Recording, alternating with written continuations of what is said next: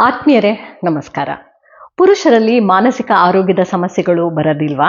ಅಥವಾ ಹೆಂಗಸರೇ ಜಾಸ್ತಿ ನಿಮ್ಮ ಹತ್ರ ಬರ್ತಾರಾ ಅನ್ನೋದು ಒಂದು ಪಾಪ್ಯುಲರ್ ಪ್ರಶ್ನೆ. ಎಲ್ಲರೂ ಸಾಧಾರಣವಾಗಿ ಕೇಳ್ತಾರೆ, ಗಂಡಸರು ಬರೋದೇ ಇಲ್ವಾ ಮೇಡಮ್ ಅಂತ. ಖಂಡಿತವಾಗ್ಲೂ ಗಂಡಸರು ಬರ್ತಾರೆ. ಒಂದು 68 ವರ್ಷದ ಆ ವಯಸ್ಸಿನ ಆಸುಪಾಸಿನಲ್ಲಿ ಸಡನ್ನಾಗಿ ಒಂದು ಎದೆ ನೋವು ಥರ ಬರುತ್ತೆ, ಅಥವಾ ಹೊಟ್ಟೆ ನೋವು ಬರ್ಬೋದು. ಯಾವುದೋ ಒಂದು ಶರೀರದ ಆರೋಗ್ಯದಲ್ಲಿ ವ್ಯತ್ಯಾಸ ಕಂಡುಕೊಂಡಾಗ ನಾವು ಫ್ಯಾಮಿಲಿ ಫಿಸಿಷಿಯನ್ ಹತ್ರನೋ ಕಾರ್ಡಿಯಾಲಜಿಸ್ಟ್ ಹತ್ರನೋ ಹೋಗ್ತೀವಿ. ಆದರೆ ನಮ್ಮಲ್ಲಿ ಆಗ್ತಾ ಇರೋ ನೋವಿಗೆ ಅವರಿಗೆ ಯಾವುದೇ ಒಂದು ರೀತಿಯ ಆಧಾರ ಸಿಗಲ್ಲ. ECG ನಾರ್ಮಲ್ ಆಗಿರುತ್ತೆ, ಬ್ಲಡ್ ಪ್ರೆಷರ್ ನಾರ್ಮಲ್ ಆಗಿರುತ್ತೆ, ಎಲ್ಲ ಸರಿಗಿರುವಾಗ ಒಂಚೂರು ಡಯಾಬಿಟಿಕ್ಗೆ ಮಾತ್ರೆ ತಗೊಳ್ಳಿ ಸರಿ ಹೋಗುತ್ತೆ. ಆದರೆ this chest pain has no connection with your heart ಅಂತ ಅವ್ರು ಕಳಿಸ್ಬಿಡ್ತಾರೆ. ಖಿನ್ನತೆ ಅವರಿಗೆ ಕಾಡ್ತಾ ಇರೋದ್ರಿಂದ ಇವಾಗ ಸೈಕಾಲಜಿಸ್ಟ್ ಹತ್ರ ಹೋಗೋದು ತಪ್ಪೇನಲ್ಲ ಅಂತ ಅಂದ್ಕೊಂಡು ಅನೇಕ ಗಂಡಸರು ಬರ್ತಾರೆ. ಮೇಡಮ್, ನನಗೆ ನನ್ನ ಮನೆಯಲ್ಲಿ ನಿರ್ಲಕ್ಷ್ಯ ಮಾಡ್ತಾ ಇದ್ದಾರೆ ಹೆಂಡತಿ ಮಕ್ಕಳು ಅನಿಸುತ್ತೆ ಅಂತ ಅವರು ನನ್ನ ಹತ್ರ ಹೇಳ್ಕೊತಾರೆ. ಆ ಒಂದು ನಿರ್ಲಕ್ಷ್ಯ ಮಾಡಿದಾಗ ಇವ್ರಿಗೆ ಚೆಸ್ಟ್ ಪೇನ್ ಬರ್ಬೋದು. ನನಗೆ ಇವರೆಲ್ಲ ನಿರ್ಲಕ್ಷ್ಯ ಮಾಡ್ತಾ ಇದ್ದಾರೆ ಅನ್ನೋದು ಇವ್ರಿಗೆ ಅರಿವಾದಾಗ ಚೆಸ್ಟ್ ಪೇನ್ ಬರುತ್ತೆ. ಇಲ್ಲಿ body conveys what the mind cannot. ಶರೀರ ತನ್ನ ಮನಸ್ಸು ಹೇಳ್ಕೊಳಕ್ ಆಗದೆ ಇರುವಂಥ ಭಾವನಾತ್ಮಕ ವಿಚಾರಗಳಿಗೆ ಸ್ಪಂದಿಸುತ್ತೆ. ಆವಾಗ ಇವರಿಗೆ ಎದೆ ನೋವು ಬರ್ತಾ ಇರ್ಬೋದು. ಈ ಒಂದು ಖಿನ್ನತೆಗೆ ಅಥವಾ ಎದೆ ನೋವಿಗೆ ಏನು ಕಾರಣ ಅಂತ ಹುಡುಕಿದಾಗ ಫ್ಯಾಮಿಲಿ ಕೌನ್ಸಿಲಿಂಗ್ ಅಂತ ಮಾಡ್ತೀವಿ. ಫ್ಯಾಮಿಲಿ ಕೌನ್ಸಿಲಿಂಗಲ್ಲಿ ಹೆಂಡತಿ ಏನು ಹೇಳ್ತಾರೆ ಅಂದರೆ, ಮೇಡಮ್, ಮದುವೆ ಆದಾಗಿಂದನೂ ಇವರು ನನಗೆ ಸಮಯನೂ ಕೊಟ್ಟಿಲ್ಲ, ಹಣನೂ ಕೊಟ್ಟಿಲ್ಲ. ಇಲ್ಲಿ ನನಗೆ ಇವರೆಲ್ಲ ಕೊಟ್ಬಿಡ್ಲಿ ಸಮಯ ಹಣ ಅನ್ನುವಂಥ ಸ್ವಾರ್ಥಿ ನಾನಲ್ಲ.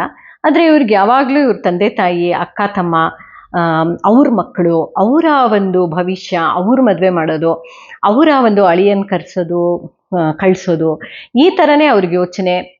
ಈಗಂತಕ ಕೆಲವು ವರ್ಷಗಳ ಹಿಂದೆ ತಂದೆ ತಾಯಿಗೆ ತುಂಬ ಆರೋಗ್ಯ ಹದಗೆಟ್ಟಿತ್ತು. ಆವಾಗ ಬರೀ ಅವರ ಸೇವೆನೇ ಮಾಡ್ತಾಯಿದ್ರು. ಸೇವೆ ಮಾಡೋ ತಪ್ಪು ಅಂತಲ್ಲ, ನಮ್ಮ ಬಗ್ಗೆ ಇವ್ರಿಗೆ ಯಾವುದೂ ಕಾಳಜಿ ಇರಲ್ಲ. ಒಂದು ಅಬ್ನಾರ್ಮಲ್ ಅನ್ನೋ ಥರ ಇವರಿಗೆ ನನ್ನ ಮಕ್ಕಳು ಮತ್ತು ನನ್ನ ಬಗ್ಗೆ ಒಂದು ವೈರಾಗ್ಯ ಇದೆ. ಇವರು ಎಲ್ಲೂ ನಮ್ಮನ್ನ ಜೊತೆಯಾಗಿ ಕರ್ಕೊಂಡು ಹೋಗೋಕ್ಕೆ ನಾಚಿಕೆ ಪಟ್ಕೋತಾರೆ, ಅಥವಾ ಅವರೆಲ್ಲ ಏನಾದರೂ ಹೆಂಡತಿ ಗುಲಾಮ ಅಂದ್ಬಿಡ್ತಾರೇನೋ ಅಂತ ಇವರು ಆ ರೇಂಜಲ್ಲಿ ನಮ್ಮನ್ನ ಅವಾಯ್ಡ್ ಮಾಡ್ತಾ ಇರ್ತಾರೆ. ಅದು ಹೋಗ್ತಾ ಹೋಗ್ತಾ ಹೋಗ್ತಾ ಹೋಗ್ತಾ ಅವ್ರಿಗೇನು ಅನ್ನಿಸ್ತು, ನಾನು ಇಷ್ಟೆಲ್ಲ ನನ್ನ ತಮ್ಮ ತಂಗಿ ಎಲ್ಲರಿಗೂ ಸೇವೆ ಮಾಡಿದ್ರೆ ಅವರೆಲ್ಲ ನನಗೆ ಭಾವನಾತ್ಮಕವಾಗಿ ಸ್ಪಂದಿಸ್ತಾರೆ ಅಂದ್ಕೊಂಡಿದ್ರು. ಆದರೆ ಅವ್ರವ್ರ ಸಂಸಾರ ಅಂತ ಅದೆಲ್ಲ ಬೆಳೆದಾಗ ಅವ್ರವ್ರ ಸಂಸಾರ ನೋಡ್ಕೋತಾರೆ ಹೊರತು ಅವ್ರ ಮನೆ ಬಾಗ್ಲಿಗೆ ಹೋದಾಗ, ಅಯ್ಯೋ ಯಾಕಪ್ಪ ಬಂದ, ಇವಾಗ ನನ್ನ ಮಗಳಿಗೆ ಓದಿಸ್ಬೇಕಾಗಿತ್ತು, ಅವಳು 10ನೇ ಕ್ಲಾಸು, ನಾನೇನೋ ಒಡವೆ ತರಕ್ಕೆ ಹೋಗಬೇಕಾಗಿತ್ತು, ಅಥವಾ ಡ್ರೈವರಾಗಿ ಕರ್ಕೊಂಡು ಹೋಗೋದು, ಹೀಗೆ ಒಂದು ಯಾಕೆ ಬಂದ ಅನ್ನೋ ಫೀಲಿಂಗಲ್ಲಿ ಇವರು ಸೇವೆ ಮಾಡಿಬಿಟ್ಟಿದ್ದಾರೆ. ಅವ್ರಿಗೆ ರಿಜೆಕ್ಟೆಡ್ ಅಲ್ಲೂ ಆಗುತ್ತೆ. ತಂದೆ ತಾಯಿಗಳು ಇವಾಗಿಲ್ಲ, ದೇ ಆರ್ ನೋ ಮೋರ್.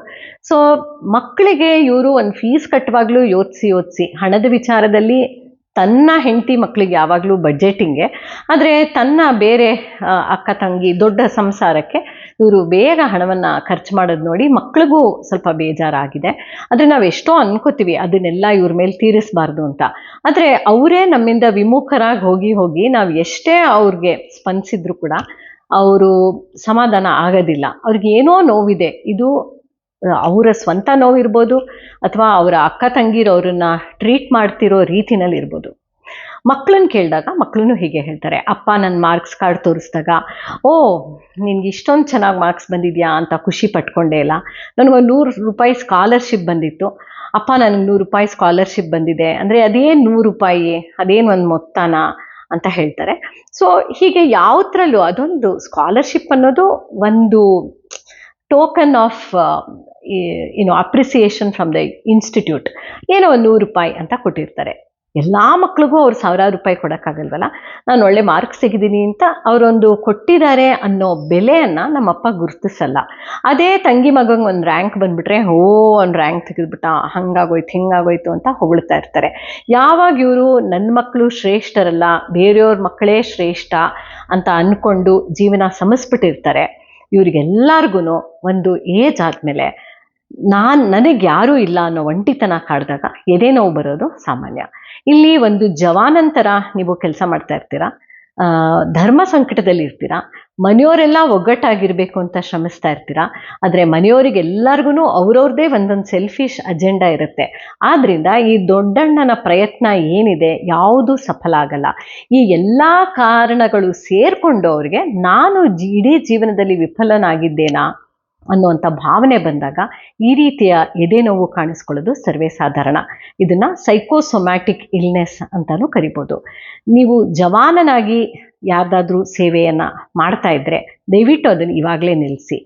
ಎಷ್ಟು ದಾಹ ಆಗಿರುತ್ತೋ ಅಷ್ಟಕ್ಕಿಂತ ಕಡಿಮೆ ನೀರು ಕೊಡಿ. ನೀವು ಅವ್ರಿಗೆ ದಾಹ ಆಗಕ್ಕೆ ಮುಂಚೆನೇ ನನ್ನ ಕುಟುಂಬದವ್ರನ್ನೆಲ್ಲ ನಾನು ಚೆನ್ನಾಗಿ ನೋಡ್ಕೊಂಡ್ಬಿಡ್ತೀನಿ ಅಂತ ಬಿಂದಿಗೆಗಟ್ಟಲೆ ನೀರು ಇಟ್ಟುಬಿಟ್ರೆ ಅವ್ರಿಗೆ ದಾಹ ಅಂದ್ರೆ ಏನು ಅಂತ ಗೊತ್ತಿರಲ್ಲ. ಆವಾಗ ನಿಮ್ಮ ಬಿಂದಿಗೆ ನೀರು, ಅದರ ಪ್ರಯತ್ನ, ನೀವು ಹೊತ್ತಿರೋ ಭಾರ, ದೇ ವಿಲ್ ನಾಟ್ ಅಪ್ರಿಷಿಯೇಟ್. ಹಾಗಾಗಿ ನಿಮಗೆ ಒಂದು ಏಜ್ ಆದಮೇಲೆ ಎದೆ ನೋವು ಬರ್ಬೋದು. ಅದಕ್ಕೆ ಈ ರೀತಿಯ ಸಾಮಾಜಿಕ ಪರಿಸರಗಳು ಕಾರಣ ಆಗ್ತದೆ. ಆಗ ನೀವು ಹೆಂಡತಿ ಮಕ್ಕಳ ಜೊತೆ ಕೂತ್ಕೊಂಡು ವಾಪಸ್ಸು ಒಂದು ಫ್ಯಾಮಿಲಿ ಕೌನ್ಸಿಲಿಂಗಲ್ಲಿ ವಾಪಸ್ ಹೋಗಬಹುದು. ನಿಮ್ಮ ಒಂದು ಭಾವನೆ ಏನಿದೆ ಹಂಚ್ಕೊಳ್ಳಿ, ಮುಕ್ತವಾಗಿ ಹೆಂಡತಿ ಮಕ್ಕಳ ಜೊತೆ ಮಾತಾಡಿ. This is your primary unit. ಇಲ್ಲಿ ನೀವು ಹಣ ಮತ್ತು ಭಾವನೆಗಳನ್ನು ತೊಡಗಿಸ್ಕೊಳ್ಳೇಬೇಕು. ಬ್ಯಾಂಕಲ್ಲಿ ಏನೋ FD ಇಡಲಿಲ್ಲ ಅಂದರೆ ನಮಗೇನು ತಗೊಳ್ಳೋಕ್ಕೆ ಯಾವ ಮೊತ್ತ ಇರುತ್ತೆ, ನಾವು ಇಟ್ಟರೆ ತಾನು ಬ್ಯಾಂಕ್ನವ್ರು ನಮಗೆ ಕೊಡೋದು. ಹಾಗೆ ಹಣ ಆಗಲಿ, ಸಮಯ ಆಗಲಿ, ಸಂಬಂಧಗಳಾಗಲಿ ಇನ್ವೆಸ್ಟ್ ಮಾಡಿ ಎಕ್ಸ್ಪೆಂಡಿಚರ್ ಮಾಡೋದು ಬೇಡ ಅಂತ ಹೇಳ್ತಾ ಈ ಒಂದು ವಿಡಿಯೋದಲ್ಲಿ ದೊಡ್ಡಣ್ಣರಿಗೆ ಒಂದು ಚಿಕ್ಕ ಎಚ್ಚರಿಕೆ. ತುಂಬ ಸೇವೆ ಮಾಡಬಾರ್ದು, ಅದು ತಪ್ಪಲ್ಲ. ಆದರೆ ಮಾಡುವಾಗ ಒಂದು ಜವಾನನ ಥರ ಯಾರ್ದು ಸೇವೆ ಮಾಡಬೇಡಿ. ಯಾಕಂದರೆ ಅವರೇ ನಿಮ್ಮನ್ನ ಆಡ್ಕೋತಾರೆ, ಅವನ ಹೆಂಡತಿ ಮಕ್ಕಳೇ ಅವನಿಗೆ ಕೇರ್ ಮಾಡಲ್ಲ ಅಂತ. ಆದ್ದರಿಂದ everything is investment in life. Life is small, enjoy it. ನಮಸ್ಕಾರ.